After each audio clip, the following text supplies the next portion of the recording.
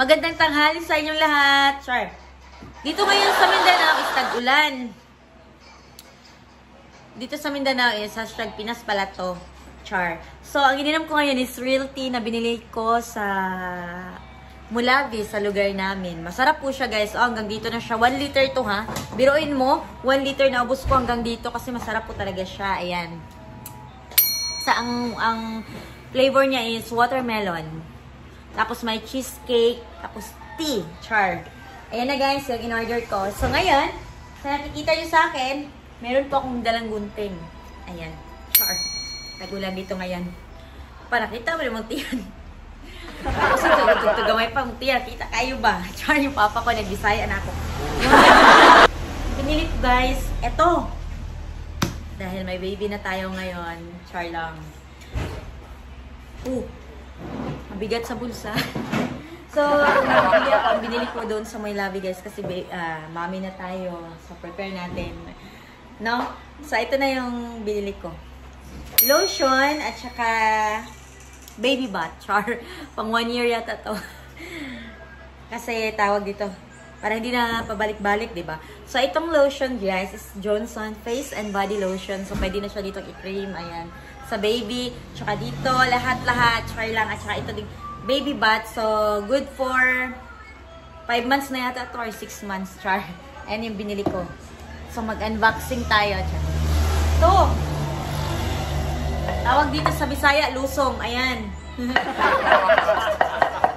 Ang ganda kaya nito, guys, pwede kang ng saging dito, luya, ng onion, i-mince nyo siya dito, so ayan.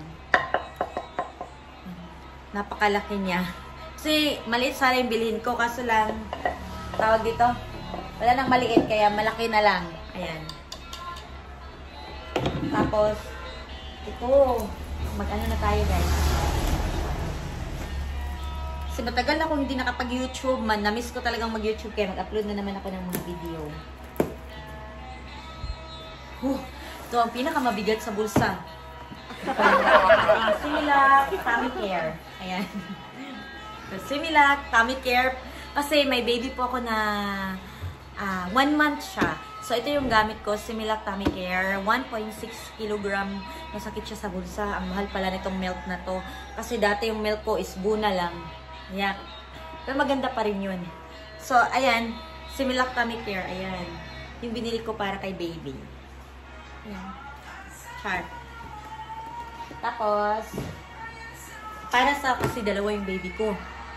So, para sa 1 year and 10 months ko na baby, ito namang Similac Gain Plus.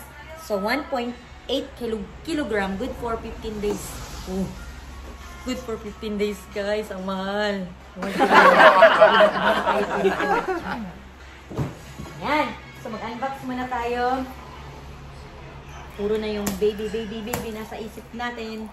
Ayan na. Meron din akong, ito, diaper. Ito, mura lang to guys. Buti, hiyang yung panganay ko nito. Kaya, mahilig po talaga ako sa mura para makatipid. Ito, mura lang to guys.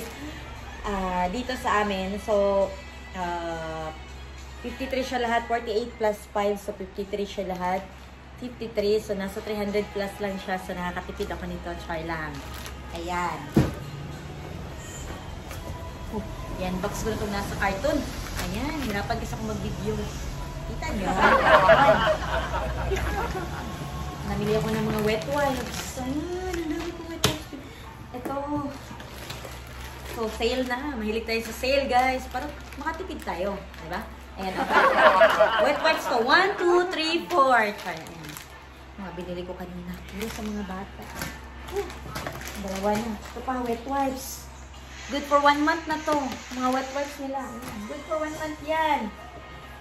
Aba, syempre, bumili din ako ng bottle sa panganay ko kasi wala na siyang... Kasi kanina, nag-steam ako. Kahapon pala, in-steam ko yung bottle nila, nasunog. Kaya bumili ulit ako. Iwan ko sana po, kasi yung bottle na yun, galing sa Kuwait namin binili. Nabulol na. Tapos, ito na. Bumili ako nito ngayon. Dito na lang sa Pinas kasi wala pa namang kapareho na sa forma na bottle na yun. Ano da? Yung form ng bottle niya, tawag ito, Hindi ka pareho sa Kuwait na binili namin. Yun pa naman yung gusto niya. Mura lang din yun sa Kuwait. Kasi mura lang bilhin natin. Ayan. Ganito ang forma niya. Ayan. Ito na binili ko. Medyo ganito din yung shape niya. Sana didehin niya ito. I hope. Try natin. Yun yung mama ko pala. Dumaan. Ito milk. Birch tree. Ayan, birch tree. Masarap siya na milk, guys. Para sa akin ko kasi bago ako bumalik ng Kuwait, padede muna ako. Mag-breastfeed muna ako sa anak ko. Kaya kailangan ko ng gatas. Ay, itong toothpaste, hindi ko ito ipapa-breastfeed, no? Try, siyempre, namin ito. Siyempre, PH Care, dalhin sa Kuwait, Char. Sumesawa na. Ayan guys, itong pampers ng newborn baby ko. Ayan. Ito, pampers yung binili ko sa kanya kasi baby pa siya. Sana soon, hiyang din siya sa binili kong lampin kasi nakakamura ako nun. Itong pampers na to, ilan lang laman ito? 40 pieces. Mabot siya ng 300 plus din. Grabe talaga, no? Kasi mahal na mahal natin yung mga baby natin. Hoy, sa hindi pa nakapag-subscribe dyan, ang hirap pala guys kasi matagal na akong hindi nakapag-upload ng video sa YouTube. So, sayang, hindi pa nakapag-subscribe sa aking channel. Huwag niyo naman akong kalimutan i-subscribe kasi marami din kayo na matututunan kasi alam niyo guys, dito ako sa Pinas ngayon, dito din ako nanganak. Ang dami kong natututunan mula sa mga lolo natin, lalo na yung sa mga gamot na hindi tayo gumagamit ng antibiotic. Yun guys, ituturo ko yun sa inyo, lalo na sa may mga baby dyan.